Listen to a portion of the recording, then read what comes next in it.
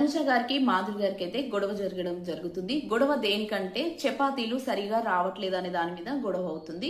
రాము రాతోడు మాధురి గారు అయితే చపాతీలు రుద్దుతూ ఉంటారు. తనుజ వచ్చి అరే బాగా రుద్దురా మళ్ళీ వాళ్ళు అంటారు అని చెప్పి తనుజ అనడం జరుగుతుంది.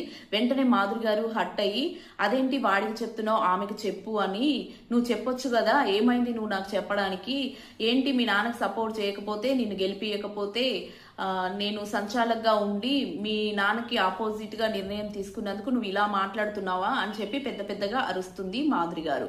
వెంటనే తనుజ అదేంటి నేను ఏమన్నాను మిమ్మల్ని, నేను రాముకి కదా చెప్పాను అంటే అదే రాముకే చెప్పావు ఆమెకు చెప్పు అంటున్నావు కదా, నువ్వు చెప్పొచ్చు కదా ఏమైంది, సరిగా రావట్లేదు అంటే నేనేం హోటల్లో పని చేయలేదు అని చేతులు వాష్ చేసుకొని అయితే వెళ్ళిపోతుంది.